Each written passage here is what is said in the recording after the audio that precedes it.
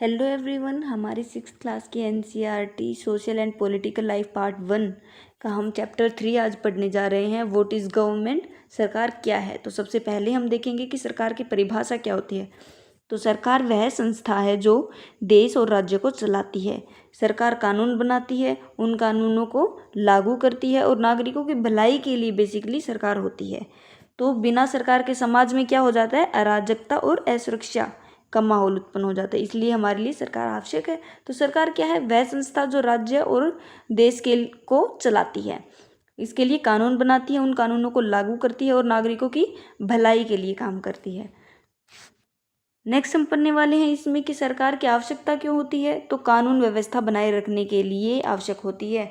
अगर कानून व्यवस्था बनी रही तो हमें सुरक्षा मिलेगी, विकास कार्य हम आगे कर पाएंगे और सारी चीज़ें हैं ये बाद में आएंगी। मतलब सबसे पहले क्या है, कानून व्यवस्था बनाना सबसे ज़्यादा ज़रूरी है।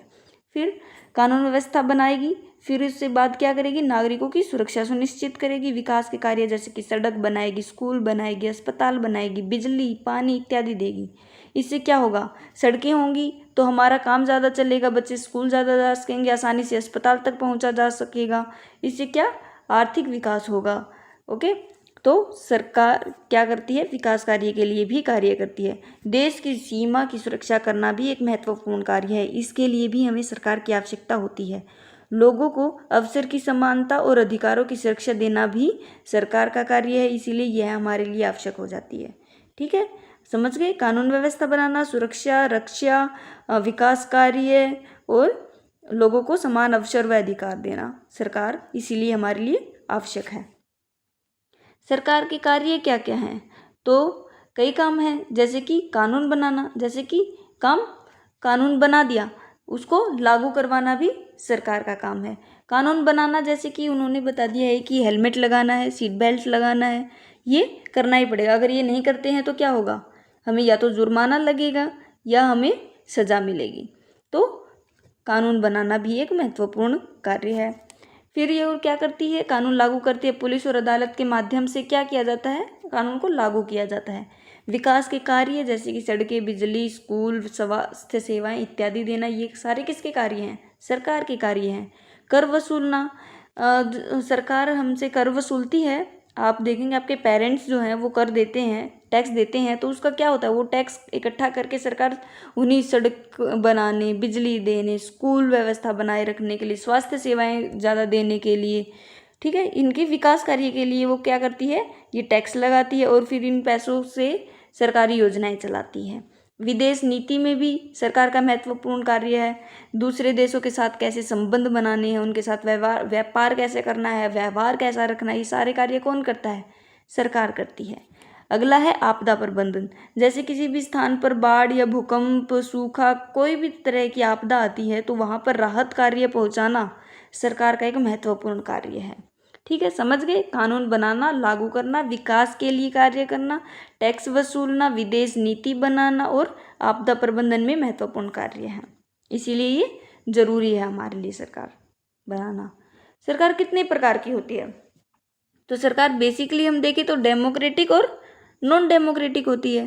तो इसमें आपकी बुक में जो दिया हुआ है वो है डेमोक्रेटिक और दूसरा दिया हुआ है राजतंत्र। तो लोकतांत्रिक तो वो होती है जो जनता द्वारा चुनी। बेसिकली लोकतंत्र क्या होता है, लोगों का तंत्र, लोग ही वहाँ पे नियम बनाएं, उनको लागू करवाएं।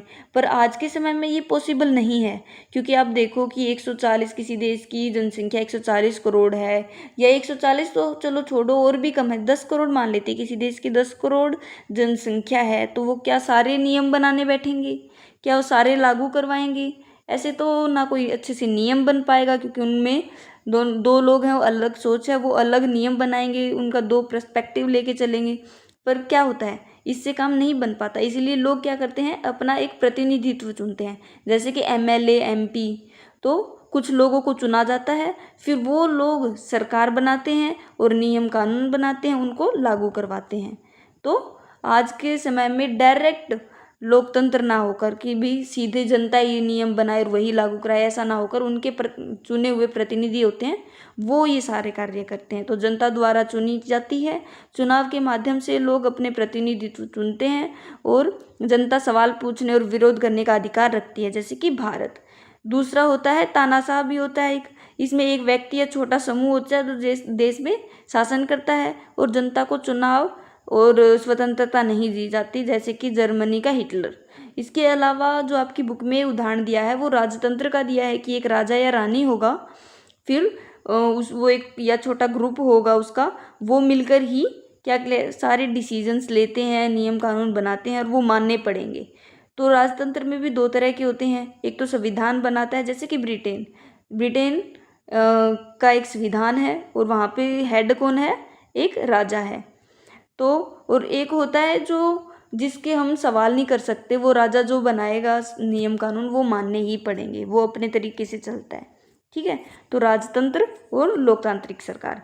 इसकी सतर लेवल ऑफ गवर्नमेंट 3 प्रकार की होती है, केंद्रीय, राजकीय और स्थानीय। केंद्रीय में पूरा देश चलाती है जैसे कि प्रधानमंत्री और मंत्रिपरिषद। अब देखो कि ये पूरा हमारा इंडिया का मैप है, तो इसके अंदर जो हमारा गवर्नमेंट, जो हमारी सेंट्रल गवर्नमेंट है, जैसे कि हमारे प्रधानमंत्री हैं और उनके जो मंत्रिमंडल है, वो जो नियम बनाएगा वो किस पे लागू होगा, वो इस पूरे पोर्शन पे लागू होगा।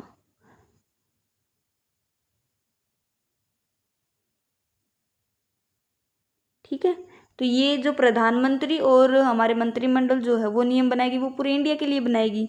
इधर हमारा अंडमान निकोबार, लक्षद्वीप ये भी कवर होते हैं। तो ये क्या है, ये एक नियम बना दिया कि सेंट्रल गवर्नमेंट ने, वो पूरे देश में लागू होगा। फिर आती है एक राज्य सरकार, जैसे कि आप मान लो आप एमपी से हो, तो वहाँ की जो सरकार होगी वो कोई नियम बनाएगी, वो इस एरिया में ही लागू होगी। हरियाणा वाला हरियाणा, राजस्थान, यूपी, ये सारे अपने अपने लिए अलग अलग राज्य सरकार चुन रखी है, वो अगर कोई नियम बनाते हैं तो वो सिर्फ उनके ही राज्य में लागू की जाएगी।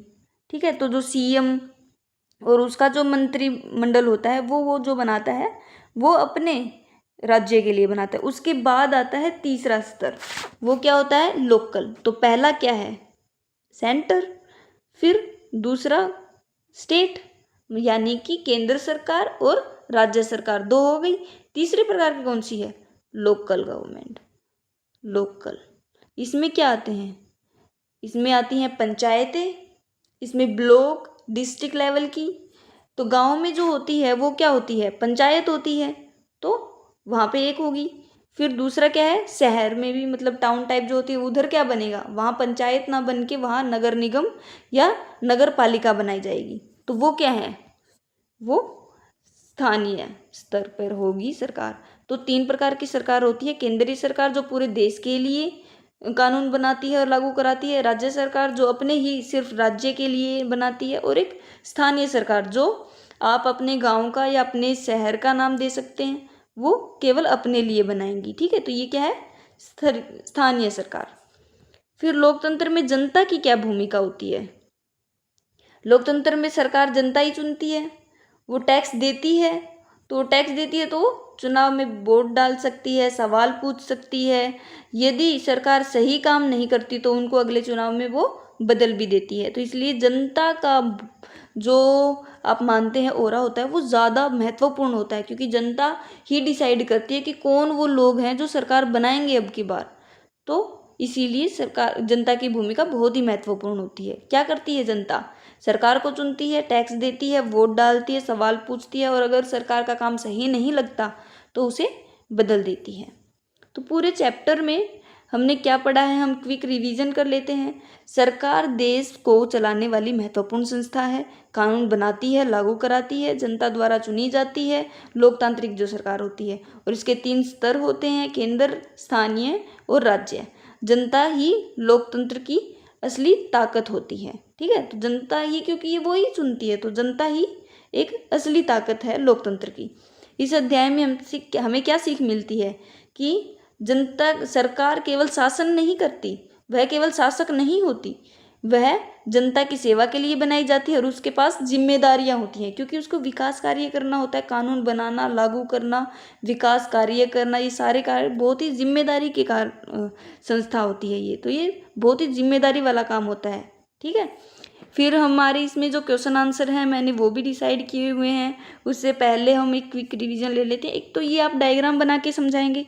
अगर आपका क्वेश्चन आता है कि सरकार क्यों ज़रूरी है या क्या कार्य हैं, तो मैं चाहूँगी कि आप डायग्राम में पहले डायग्राम बनाएं, फिर उसको एक्सप्लेन करें, जिससे आपके आंसर में बहुत ही ज़्यादा इम्पैक्ट पड़ेगा। अच्छा, ठीक है। तो सरकार के कार्य क्या हैं?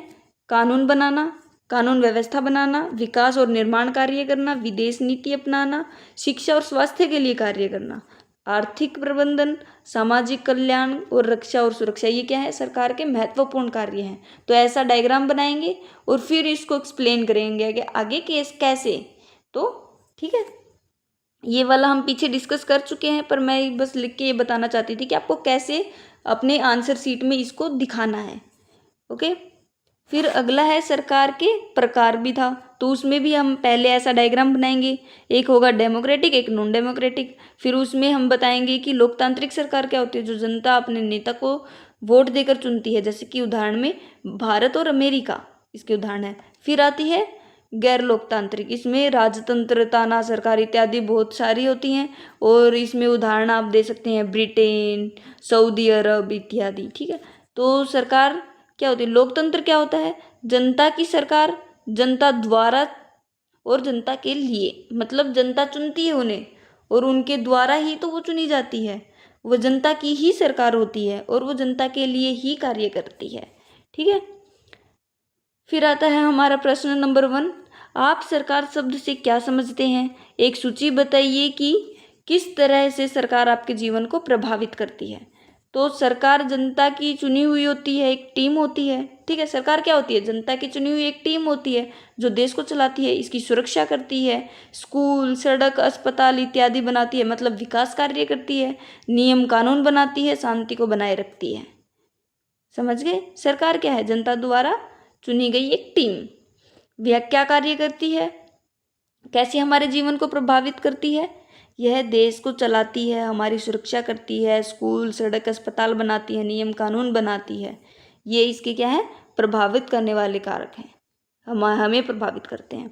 तो लोकतांत्रिक सरकार के मुख्य लक्षण क्या हैं? लोकतांत्रिक सरकार हमारे लिए नियम और संविधान, मतलब लोकतांत्रिक सरकार, पहली बात तो वो क्या है, उसके लक्षण ये हैं कि वो सरकार नियम और संविधान से चलती है। ठीक है। उसके लिए भी एक नियम और कानून बना दिए गए हैं, वह उसके बाहर जाके कुछ भी नहीं कर सकती। तो लोकतांत्रिक तभी तो रहेगी, वरना तो वो तानाशाही हो जाएगी, अपनी मनमर्जी चलाने लग जाएगी। तो इसलिए सरकार का मुख्य लक्षण में एक यह महत्वपूर्ण बिंदु है कि वह संविधान के अकॉर्डिंग ही चलती है। देश की सबसे बड़ी शक्ति होती है, ये 3 भागों में बांटी जाती है। पहली, कानून बनाते हैं, जो हमारे संसद में हमारे पीएम, हमारा मंत्रिमंडल, हमारे एमपी, ठीक है, ये बैठते हैं अगर सेंट्रल लेवल पे है तो। अगर स्टेट पे है तो हमारे सीएम और उनका मंत्रिमंडल बैठता है और हमारे एमएलएज बैठते हैं, वो फिर कानून बनाते हैं। फिर लागू कराने के लिए कौन होता है? हमारे कोर्ट होते हैं, पुलिस होती है, न्याय व्यवस्था देने के लिए हमारा कोर्ट होता है, लागू कराने के लिए हमारे पास प्रशासन होते हैं, जैसे कि जिलाधिकारी एटसेट्रा एटसेट्रा। ठीक है। तो प्रशासन को चलाने, इसमें 3 भाग होते हैं, कानून बनाना, लागू करना और न्याय देना। फिर लोकतांत्रिक सरकार का मुख्य लक्षण है कानून सबको मानना पड़ेगा। ठीक है। कानून सबको मानना पड़ेगा। टैक्स वसूलना भी एक इसका ही मुख्य लक्षण है। तीसरा, जन कल्याण, विकास कार्य करना भी इसका एक मुख्य लक्षण है। जन कल्याण करना पड़ेगा, तभी तो वो अगली बार आएगी सरकार या वो बनी रहेगी। सरकार किसी भी पार्टी की हो, उसका मुख्य कार्य है जन कल्याण करना, संविधान के अकॉर्डिंग चलना और कानून बनाना, लागू करना, न्याय देना। ठीक है। फिर हमारा नेक्स्ट क्वेश्चन जो आता है कि महिला मताधिकार आंदोलन क्या है, इसकी उपलब्धियां क्या हैं। तो पहले सिर्फ पुरुष ही वोट डाल सकते थे, महिलाएं वोट नहीं डाल सकती थी, इसलिए महिलाएं नाराज हुई, उन्होंने आंदोलन किया। ठीक है। इसके लिए लंबे संघर्ष के बाद महिलाओं ने वोट देने की जो अपनी इच्छा थी ये इसे प्राप्त कर ली, इसका हक था वो प्राप्त कर लिया। अमेरिका में इसकी लंबी लड़ाई के बाद 1920 में और इंग्लैंड में 1928 में औरतों को वोट देने का हक जो था वो प्राप्त हो गया। इसमें क्या है कि सिर्फ न केवल महिलाएं, इसके अलावा मैं बताना चाहती हूँ जो चैप्टर में बताया गया है कि पहले तो जो केवल अमीर जो लोग थे ना, उसमें भी अमीर प्लस पुरुष, मतलब मेल, वो भी रिच, सिर्फ वही वोट दे सकता था। पर आज के टाइम पे ऐसा नहीं है, गरीब अमीर लड़का लड़की हर कोई जो 18 साल से ऊपर है वो वोट दे सकता है। पर पहले ऐसा नहीं था, पहले पुरुष वोट देते थे और वो भी अमीर पुरुष जो थे, ठीक है। तो ये लड़ाई एक लंबी रही, महिलाओं ने अपने हक के लिए लड़ाई की और अभी भारत में भी 1947 के बाद जो 18 वर्ष से ज़्यादा की आयु है जिनकी, वो वोट दे सकती हैं वर्तमान में। पहले ये 21 वर्ष थी, तो अभी 18 वर्ष से हर पुरुष और महिला वोट दे सकता है, चाहे वो गरीब हो अमीर हो। तो महिलाओं के बारे में ये पूछा गया है, तो ये अमेरिका में फर्स्ट वर्ल्ड वॉर यानी कि प्रथम विश्व युद्ध जो था उसमें महिलाओं की आवश्यकता पड़ी, क्योंकि पुरुष जो थे वो युद्ध के लिए बाहर चले गए। तो तब उनके मन में आया कि अरे ये तो हम भी कर सकते हैं सारे काम जो पुरुष करते हैं। तो ऐसे उनका संघर्ष शुरू हुआ और उन्होंने वोट पाने की ये अपनी हक की लड़ाई लड़ी और 1920 में वो वोट देने की हकदार बनी। ऐसे ही बाद में ब्रिटेन में 1928 में ऐसा हुआ, ठीक है। फिर हमारा क्वेश्चन नंबर 2 था, जो कि मैंने, क्योंकि मैं ये करा चुकी हूँ बार बार, कि सरकार की कानून बनाना क्यों आवश्यक है। कानून बनाना इसलिए आवश्यक है ताकि समाज में गड़बड़ी ना हो, शांति बनी रहे। यह हमें सुरक्षा देता है। जैसे कि ट्रैफिक नियम है वो क्यों बनाए गए हैं, ताकि हमें दुर्घटना से बचाया जा सके, इसलिए। तो कानून क्यों आवश्यक है, समाज में गड़बड़ी ना हो इसलिए, ताकि शांति बनी रहे, सुरक्षा देने के लिए। सबको कानून क्या है, सबको बराबर मानता है, कोई अमीर कोई गरीब नहीं है कानून की नज़र में, इसलिए भी ये आवश्यक है। इससे हमारे अधिकारों की रक्षा होती है और हमें न्याय मिलता है। कानून मानने से देश तरक्की और विकास करता है, ठीक है। अगर हम कानून के अकॉर्डिंग चलेंगे, इसका मतलब तो ये है गुंडागर्दी नहीं होगी, लड़ाई झगड़े ज़्यादा नहीं होंगे और विकास की तरफ हम ज़्यादा अग्रसर रह पाएंगे, ठीक है। तो आज की क्लास इतनी ही। मैंने जितने क्वेश्चन थे, जितने सारे पर्सपेक्टिव थे इस क्लास में पूरे किए हैं और ऐसे ही हमारी ये सीरीज़ चलती रहेगी और हम ये बुक को पूरा करेंगे। Thank you.